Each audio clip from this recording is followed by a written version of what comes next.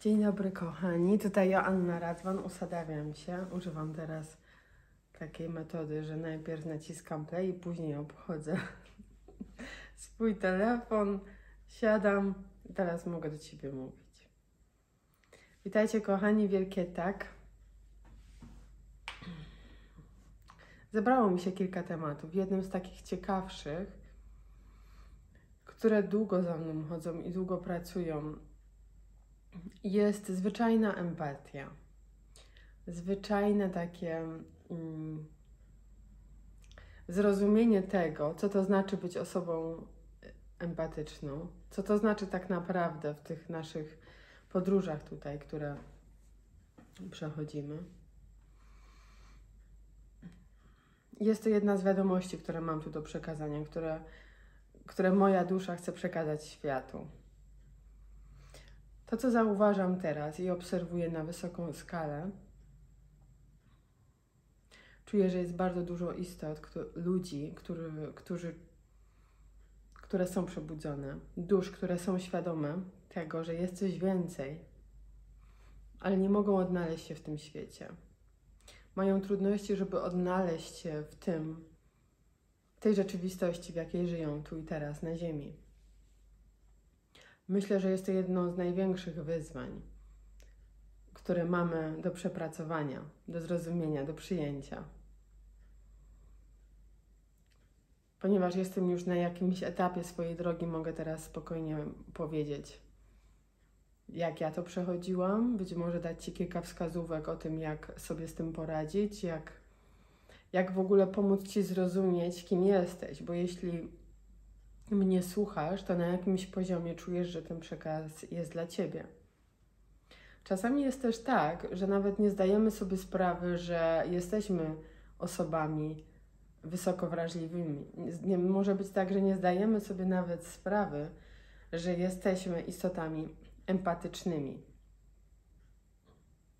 Na jakimś poziomie to czujemy, jednak blokujemy się przed tym, żeby odczuwać, żeby czuć, ponieważ doświadczyliśmy tak wiele ran, tak wiele cierpienia w naszym życiu, że pobudowaliśmy sobie po prostu takie warstwy ochronne, które nie pozwalają nam czuć.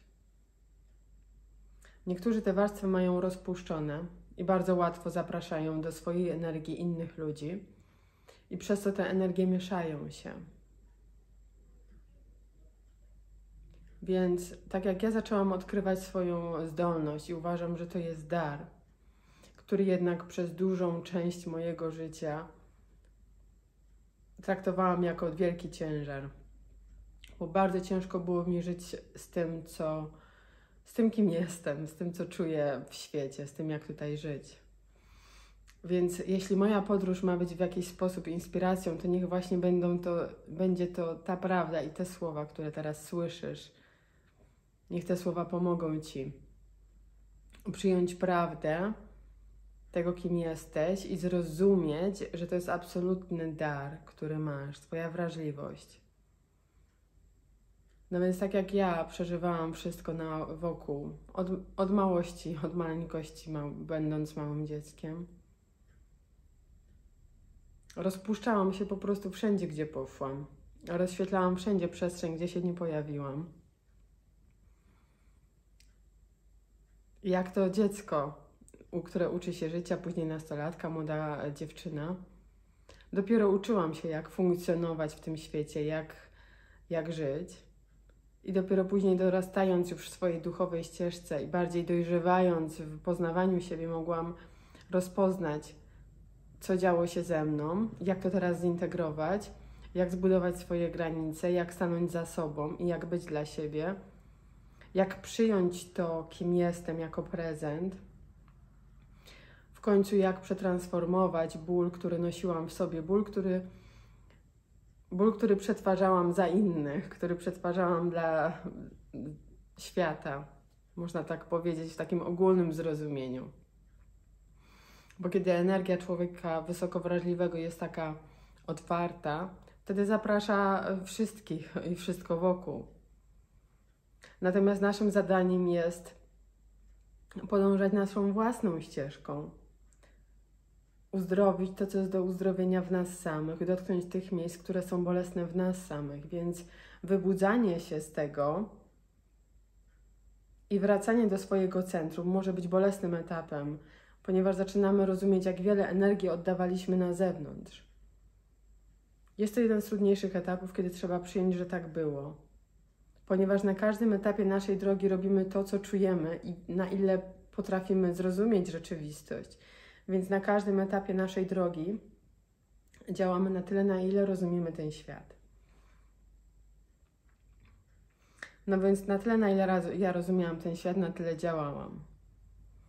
Jednak mając też takie zrozumienie, że i takie wewnętrzną jakby pieczęć w sobie, że natura ludzka jest piękna i człowiek z natury jest dobry, co mocno pielęgnuję w sobie, co jest prezentem, który noszę w swojej energii. Zawsze widziałam dobro w ludziach, zawsze widziałam pozytywne cechy. Nie chciałam widzieć tych negatywnych i trudnych tematów, co też wiązało się z tym, że nie chciałam tego widzieć u siebie. Więc to też przeszło swój proces integracji, swój proces zrozumienia tego, kim jestem. Dosyć trudny czas, kiedy schodzą z nas te takie kolorowe okulary i zaczynamy widzieć rzeczywistość taką, jaka jest i przyjmować to trudne.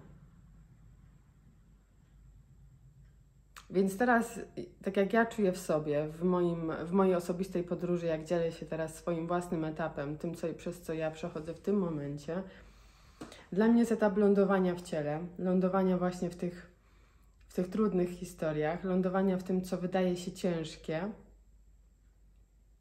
ale jest w tym poczucie błogosławieństwa, jest w tym poczucie spełnienia i wreszcie takie poczucie, że wszystko jest na swoim miejscu. Niezwykła podróż, kiedy rzeczywiście człowiek może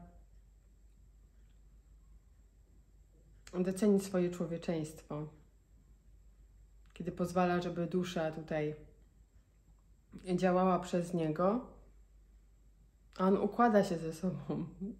Ciężko mi opisać to w słowach. Wydaje mi się, że w przyszłości będę mogła znaleźć więcej słów na to, co teraz się dzieje. Bo to, co dzieje się na ten moment, jest na etapie jeszcze integracji, więc nie jest to łatwe dla mnie do przekazywania. Natomiast to, co w przeszłości, to, co działo się ze mną na pewnych etapach wcześniejszych, jest dużo łatwe do przekazania. Dużo łatwiej mi jest przekazać to dla Ciebie teraz. No więc, kiedy jesteś osobą wysoko empatyczną, wysoko wrażliwą, może być tak, że czujesz cały świat, może być tak, że czujesz wszystko, co wokół Ciebie się dzieje. Na pewnym etapie wybudzania się zastanawiasz się, czy energia, która płynie do Ciebie, jest Twoja, czy to, co się budzi w Tobie, jest Twoje, czy należy do Twojego rozmówcy, drugiego człowieka.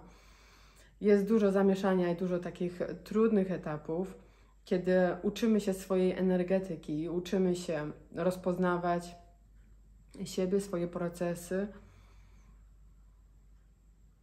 rozpoznawać swoją własną podróż.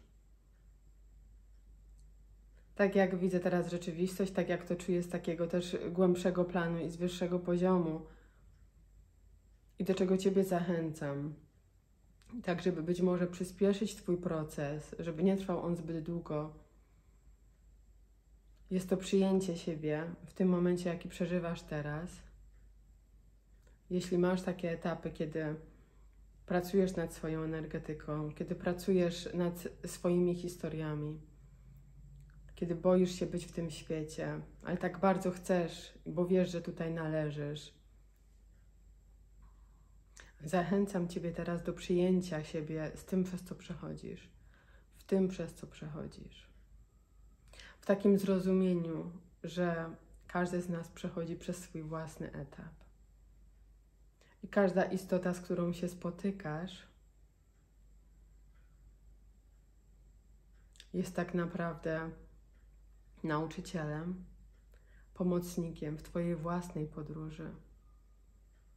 Możesz nawet tego nie czuć, ale na poziomie energetycznym wszyscy Ci dopingują. Każda energia Cię tutaj wspiera. I wszystko, co się od Ciebie odbija tak naprawdę, każda energia, którą spotykasz, ma na celu podnieść Ciebie w Twojej wibracji. Weź do tego oddech. Zatrzymaj się nad tym na chwilę. Przyjmij to jako prawdę, bo to płynie z mojego serca do Twojego serca, żeby dotknąć tych miejsc, które być może są trudne, których nie rozumiesz, których nie chcesz przyjąć. To jest takiego wyższego poziomu, co jednak nie oznacza, że, bo czasami tak jest, że latamy gdzieś tam głęboko w te duchowe obszary i zaczynamy czasami wierzyć, że wszystko jest właśnie tą kwantowością, ale tutaj na Ziemi coś nam się nie układa. Więc ważne jest, żeby rozpoznać siebie na każdym wymiarze, nie odrzucać żadnej części siebie. Więc przyjęcie siebie i zrozumienie, że tak naprawdę wszystko tutaj jest dla nas, wszystko jest w tym takim boskim porządku, nie oznacza wcale, że pozwalasz, żeby inni ludzie zasypywali Cię swoimi własnymi historiami. Nie pozwalasz, żeby ktoś Cię krzywdził. Nie pozwalasz, żeby ktoś źle Cię traktował. W imię tego, że to jest Twoja lekcja, że masz tutaj coś do zrobienia, że Twoja miłość uzdrowi to drugie serce. To nie jest Twoje zadanie, żeby pozwalać, aby inni ludzie zasypywali Cię historiami czy swoim bólem, z którym sobie nie radzą. To nie jest Twoje zadanie. Tak naprawdę oddajesz hołd boskości drugiego człowieka, kiedy pozwalasz mu przejść przez swoją podróż tak, jak sobie wybrał, tak jak wybrała sobie ta dusza właśnie. Wtedy oddajesz hołd boskości drugiego człowieka.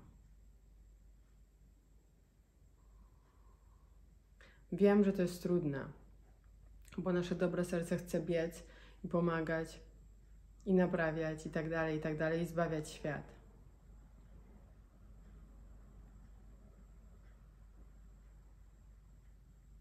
Jeśli ktoś do Ciebie przyjdzie po radę, możesz odpowiedzieć, możesz pomóc, ale to nie jest oddawanie siebie. Cały czas jesteś w swoim centrum, jesteś w swoim sercu, zakorzeniony w sobie, zakorzeniona w sobie i każde spotkanie z drugim człowiekiem przestaje wtedy być ciężkie. Ale może to się zadziać dopiero wtedy, kiedy zaczniesz przyjmować do swojego serca to, co ono Ci opowiada. Każdą historię, jaką słyszysz. Dlatego tak dużo mówi się teraz o zanurzeniu w sercu. Ciężko nam to pojąć umysłem. Czasami tego nie rozumiemy. Nie potrafimy tego zrozumieć gdzieś tam intuicyjnie. Czujemy życie, czujemy przestrzeń serca. I chcemy coś czuć na siłę. Więc jeśli nie wiesz, jak czuć, nie wiesz, jak kochać, nie wiesz, jak otworzyć swoje serce, to po prostu zatrzymaj się teraz ze mną na chwilę.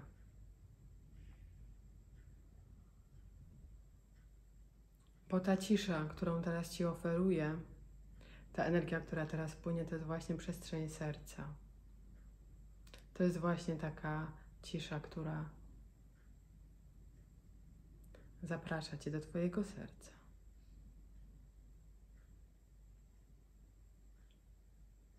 I tutaj wszystko się uspokaja.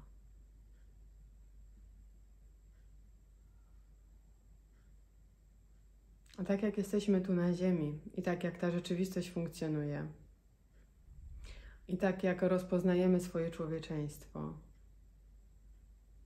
trzeba trenować. Trzeba zaglądać do tego miejsca często. Nauczyć się siebie, czyli rozpoznać swoją własną ścieżkę do swojej miłości.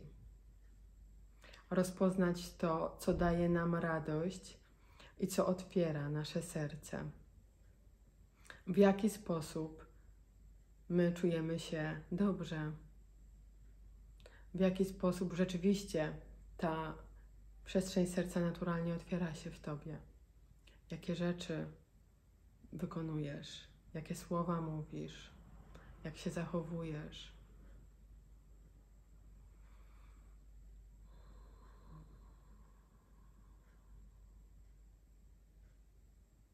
Więc taki moment ugruntowania się w sercu, zatrzymania się na chwilę, taki moment autentycznego spotkania. To oferuje Ci moja energia teraz. No więc wracasz później na ziemię. Załóżmy, że po takim spotkaniu, wyciszeniu wracasz do świata. I często jest tak, że jak bierzemy udział w jakichś warsztatach, czy spotkaniach, czy jakichś duchowych zgromadzeniach, czujemy się tak bardzo mocno nabuzowani tą pozytywną energią, chcemy zmieniać świat, mamy masę pomysłów, ale później wracamy do rzeczywistości i ta rzeczywistość niekoniecznie się nam podoba. Nawet czujemy wielki lęk, żeby wyjść do świata.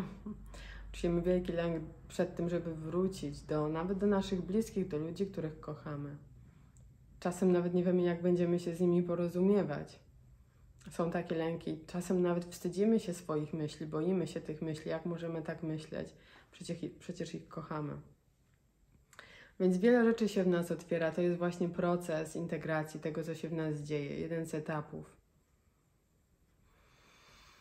Jest to naturalne, że uczymy się siebie. Im częściej przebywamy w sobie, im częściej jesteśmy w tej przestrzeni, którą ja nazywam rozwojem, w takim wewnętrznym rozpoznaniu siebie, tym mniej będzie później takich odkryć tak zwanych, jak to nazwać, dysproporcji, czy takiego zamieszania.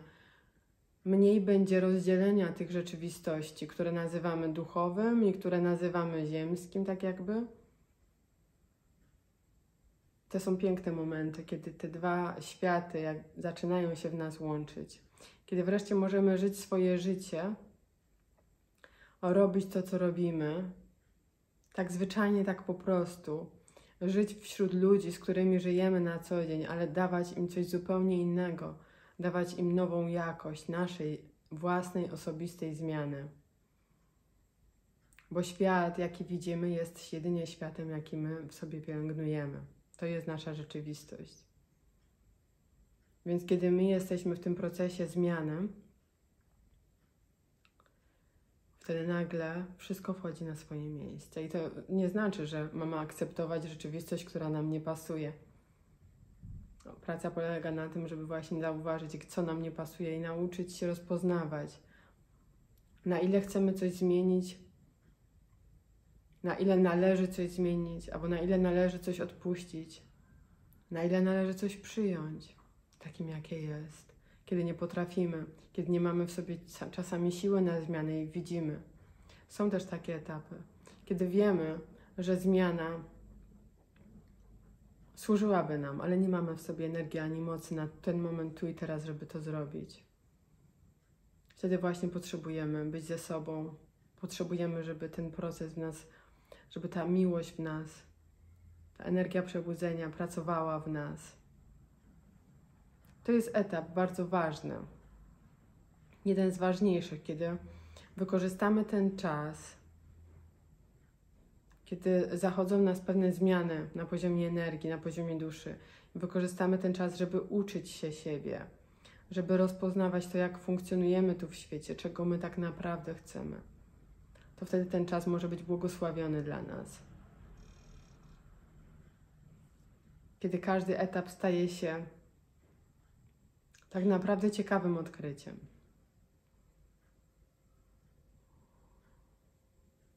Jesteśmy tutaj po to, żeby łączyć się ze sobą, żeby łączyć to, co wydaje się rozdzielone, żeby jednoczyć te wszystkie obszary, które wydają się oddzielone od siebie. Żeby poczuć łączność ze światem na każdym poziomie, aby móc w nim czuć się bezpiecznie. To jest jedno z ciekawszych tutaj odkryć, które ta chwila do mnie teraz właśnie przypłynęła. Które teraz ta chwila mi ofiarowała, ten wgląd właśnie. Po to, żeby właśnie czuć się bezpiecznie w tym świecie, nie czuć oddzielenia. Czujemy oddzielenie i czujemy się niebezpiecznie i czujemy się niekomfortowo, kiedy oddzielamy siebie od innych ludzi, kiedy oddzielamy siebie od świata, kiedy tworzymy wokół siebie taką otoczkę przeróżnych przestrzeni, zabezpieczeń. Do nich ciężko się dostać. To się dzieje bardzo często, kiedy osoba wysoko wrażliwa w swoim rozwoju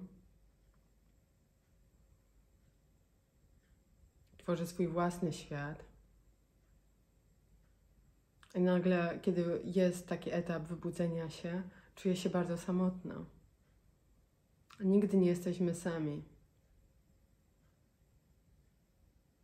I nawet możemy to czuć. Możemy mieć łączność ze swoją duchowością. Możemy mieć łączność z naszymi przewodnikami duchowymi, z naszą duszą.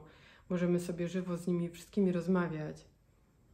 Jednak to nasze człowieczeństwo również potrzebuje być uhonorowane. Więc nasza człowiecza natura również pragnie tego kontaktu z ludźmi, poczucia tej łączności z ludźmi na różnym poziomie.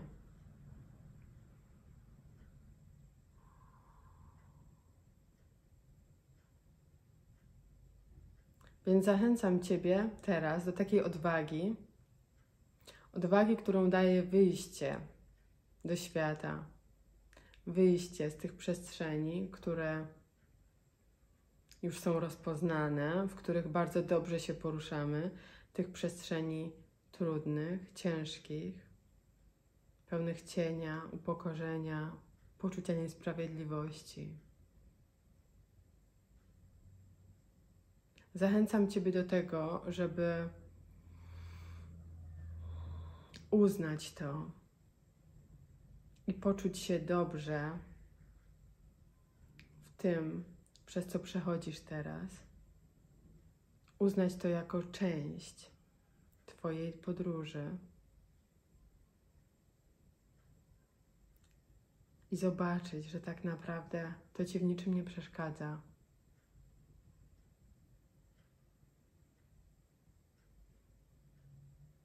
Gdzieś tam czasami może być taka część nas, która wierzy, że to trudno odejdzie, rozpuści się, zniknie. Czasami jest tak, że czekamy na coś. Stwarzamy sobie taki pomysł, że dopiero jak poczuję się wolny, wolna, wtedy to wtedy wyjdę do świata, to wtedy zacznę to robić, to wtedy się zmienię, to wtedy... No i dajemy sobie właśnie dużo takich warunków czasami do tego. Tymczasem tak jak ja czuję swoją duchową podróż, czym zresztą też się dzielę tutaj na YouTubie i w ogóle dzielę się ze światem, może ostatnio było mnie mniej, ale tak naprawdę na poziomie energii cały czas jestem, nie czuję się w ogóle tutaj oddzielona. Więc tak jak ja to czuję, że to nie jest tak, że jakaś część Ciebie zniknie, rozpuści się, odejdzie. Tylko kiedy rzeczywiście sięgamy wymiaru miłości, kiedy sięgamy tego połączenia ze sobą na poziomie duszy, poziomie serca, wtedy po prostu zmienia się nasza relacja z tymi aspektami, które nazywamy trudne, z tymi aspektami naszej osobowości, które były dla nas tak trudne do przyjęcia, zaakceptowania, uznania. Więc jeśli gdzieś tam jeszcze wierzysz, że coś musi odejść i dopiero wtedy otworzą Ci się drzwi i zobaczysz prawdę, to tak jak ja czuję z poziomu mojej podróży osobistej i to jest moje rozpoznanie Myślę, że wielu z nas może z tego, wielu może z tego skorzystać. Wiele poszukujących dusz może skorzystać z tych słów, dlatego je wypowiadam teraz. Więc po prostu w wymiarze miłości rozpoznajesz siebie ze wszystkim, przez co przechodzisz. Każdą część swojej osobowości możesz patrzeć na nią, a ona wtedy zacznie rzeczywiście inaczej działać. Dlatego, że kiedy z poziomu miłości patrzysz na siebie i pomimo tego, że coś jest trudne, ty potrafisz uznać to trudne, jednak wykonać rzeczy, do których wcześniej nie miałeś czy nie miałaś odwagi. Potrafisz przekroczyć siebie na pewnym etapie i to nie oznacza, że odrzucasz przeszłość, że odrzucasz to, co jest trudne, co jeszcze myślisz, że tam jest do uzdrowienia w tobie, że odrzucasz jakieś emocje, bo to wszystko i tak jest i będzie przychodziło do ciebie. Po prostu nasza energetyka się poszerza, wiesz, więc masz też większy potencjał do tego, żeby pracować nad sobą na wielu wymiarach. Czyli pracować w swojej wielowymiarowości, kiedy twoje emocje stają się jakby, pojawiają się i znikają. Tak jak szybko jak się pojawiają, tak szybko znikają. Bo twoja energetyka po prostu inaczej już pracuje, więc nie potrzeba już tak dużo czasu na to, żeby spędzać ze sobą, żeby siedzieć w tym trudnym tak zwanym, bo to się dzieje na pewnym innym wymiarze. A ty możesz działać i robić swoje życie, pomimo tego, że widzisz i czujesz to trudne. Staram się tutaj w słowach opisać, jak działa wielowymiarowość. Jest to dosyć ciekawym wyzwaniem dla mnie też, umieć to w słowa opowiedzieć. Ale wydaje mi się, że jakoś przez to przebrnęłam. No więc zachęcam ciebie tutaj właśnie do odwagi. Bo wiem, że jest w tobie ta gotowość na tu i teraz do tego, żeby zaprezentować siebie i sięgnąć po to, a za czym tęskni twoje serce, sięgnąć do swoich marzeń, sięgnąć do tego, za czym tęskni twoja dusza i żyć tutaj swoje życie po prostu tak, jak czujesz. Czuć się bezpiecznie z tym wszystkim, przez co przechodzisz. Uznać siebie na każdym poziomie, który doświadczasz. I w tym rozpoznaniu patrzeć na siebie i na swoją podróż i obserwować, jak działa twoja energia. To jest prawdziwa przygoda, do której jesteś teraz prowadzony, do której się budzisz i którą podążasz tak naprawdę. Jak teraz usiadłam do nagrywania tego filmiku, w sumie nie miałam jakiegoś konkretnego pomysłu. Wiedziałam, że chcę przekazać informacje dla osób, które są wysoko wrażliwe, wysoko empatyczne i które czasami w ogóle nie wiedzą, dlaczego mają w sobie lęki, dlaczego się boją świata, skąd pochodzą fobie, skąd pochodzą te wszystkie przestrzenie, które tak bardzo tworzą takie wielkie poczucie oddzielenia nas od świata. Bardzo wiele siedziałam w tych miejscach, w tych przestrzeniach. Bardzo wiele lat spędziłam w takich miejscach, które oddzielały mnie od świata. Były bardzo bolesne. Były bolesne na tyle, ponieważ moje serce tak bardzo kocha świat i ludzi. A jednak ten ból i te trudne przestrzenie były tak trudne, że nie pozwalało mi korzystać z tego piękna życia w tym świecie.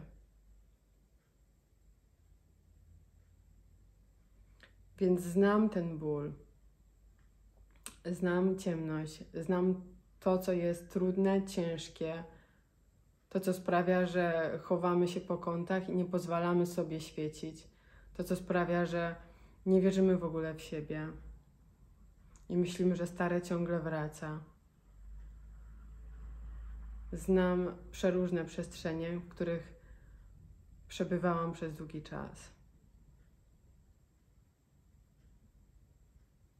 Więc moja podróż miała tyle sens, żeby teraz te słowa mogły dotknąć Ciebie i dać Tobie nadzieję, że jest szansa i możesz z tego wyjść. I wychodzisz z tego tak naprawdę. Szybciej niż kiedykolwiek wcześniej. Bo teraz są takie czasy, że wszystko dzieje się naprawdę dużo szybciej niż kiedykolwiek wcześniej. Więc jeśli coś sobie postanowisz, tak właśnie się stanie. Bo tak, masz tutaj moc poprzez swoją decyzję, że zamierzasz stawić się dla siebie. I sięgasz po to narzędzie, które ja nazywam odwagą, do tego, żeby głosić swoją prawdę, żeby głosić to, kim jesteś, odważnie, żeby przyznać się przed samym sobą, że to, co czujesz w sercu, że wizje, jakie przedstawia Ci Twoja dusza, że obrazy rozpoznania, czy Twoje własne wglądy są prawdziwe, należą do Twojej własnej osobistej podróży. Uznać to wszystko, co się wydarzało na Twojej duchowej ścieżce. Dlatego, że kiedy jesteśmy w trudnym, to cały czas gdzieś tam nawykowo jest taka część, która nawykowo reaguje, że neguje i odcina nas od tego jakby zrozumienia, że to, co doświadczyliśmy na swojej duchowej podróży, jest prawdą. Jest taka czasami, jest to dosyć ciekawe, co obserwowałam też u siebie, że można bardzo wiele doświadczyć pięknych wglądów, rozpoznań, podróży duchowych, niesamowitych przygód, połączenia się ze swoją energetyką na bardzo wielu poziomach. Jednak kiedy jest jeszcze w nas ból, cierpienie, jakieś tematy do przepracowania, to my zdecydowanie odcinamy się od tego, co jest to piękne, to duchowe, to cudowne, to wznoszące i zapominamy w ogóle o tej części, ale jesteśmy w tym trudnym. I czasami to nas wciąga znowu w jakieś tam długie procesy integracji.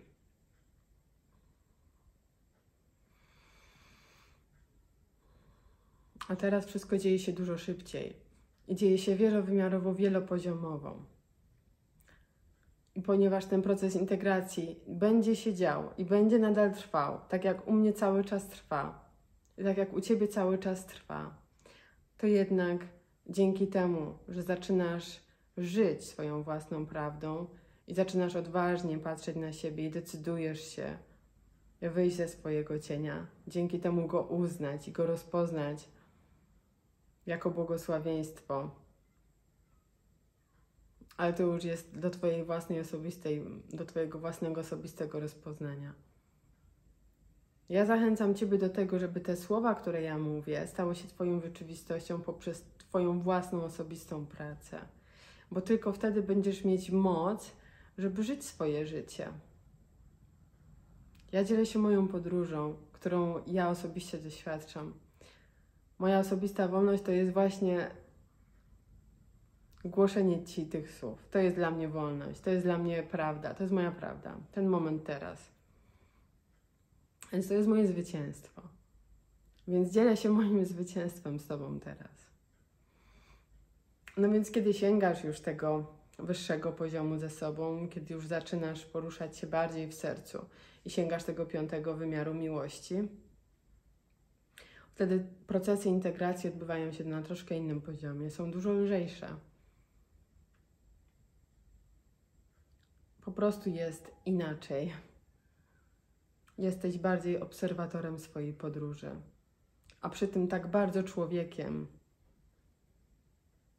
tak bardzo w sobie. Ponieważ właśnie człowiek, ta istota, czyli kobieta, która do Ciebie teraz mówi, jej imię Joanna, ten człowiek musi czuć się bardzo dobrze i bezpiecznie ze sobą, żeby móc przekazywać to, co chce przekazać tutaj światu. Żeby móc wypowiedzieć prawdę na głos. Ten człowiek musi czuć się dobrze. Czyli ten trud, ból, cierpienie, tematy, jakie nasza dusza tutaj przyszła zintegrować poprzez właśnie tą tożsamość. To wszystko potrzebuje czasu. Do tego właśnie, żeby człowiek usiadł i wypowiedział swoją prawdę, czy to poprzez słowo, tak jak ja to robię, czy to poprzez kreację, czy to poprzez jakikolwiek rodzaj bycia w tym świecie, jaki sobie wybierasz na ten moment. Więc uznanie swojego człowieczeństwa, nazywanie rzeczy po imieniu, przyjęcie tej tożsamości, w której żyjesz, pokochanie jej, pokochanie siebie absolutnie bezwarunkowo i całkowicie na każdym poziomie, każdym etapie swojej podróży. To jest proces, który się nie kończy, kochani, ta miłość do siebie. Czasami możemy się zmęczyć, bo ciągle mówi się o tej miłości do siebie też. Na pewnym etapie dzieje się to już tak automatycznie. Kiedy uczymy się po prostu rozpoznawać to, że tak jak ja nazwę rzeczy po imieniu, tak jak ja nazywam, tak jak dusza współpracuje z człowiekiem, to już rodzi się taki rodzaj jakby współpracy, relacji wzajemnej ze sobą, takiego bycia ze sobą, jednoczenia się ze sobą, z tą taką wyższą energetyką. W takim zrozumieniu, że właśnie tutaj o to chodzi, żeby być w tym teamie ze swoją wyższą energią, z przestrzenią, którą ja nazywam dusza. W rozpoznaniu, że jedno nie działa bez drugiego. Jedno nie działa bez drugiego. To jest jeden wielki, niesamowity projekt. Człowieczeństwo. I rozpoznawanie boskości tego człowieczeństwa poprzez podróż, którą odbywasz teraz, właśnie teraz w tym życiu, jakie wiedziesz, tam gdzie teraz siedzisz, to co robisz, rzeczy jakie są wokół Ciebie, to wszystko co sprawiło, że te rzeczy są wokół Ciebie, projekty jakie wykonujesz, myśli, które teraz przelatują, to wszystko co się wydarzyło w Twoim życiu, w poprzednich wcieleniach, każda myśl ma znaczenie. Wszystko, co robisz, ma znaczenie. Ludzie, którzy wokół Ciebie są, to ma znaczenie. To, jak na nich reagujesz, ma znaczenie. To, co z tym zrobisz albo czego nie zrobisz, ma znaczenie.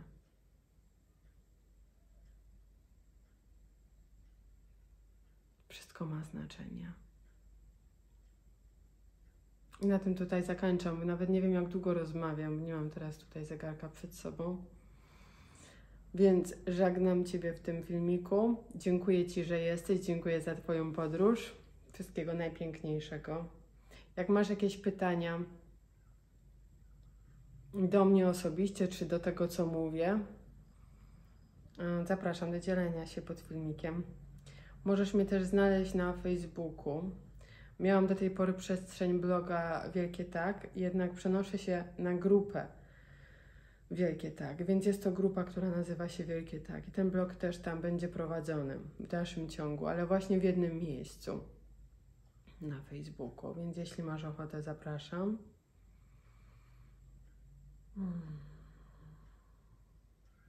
I do następnego spotkania.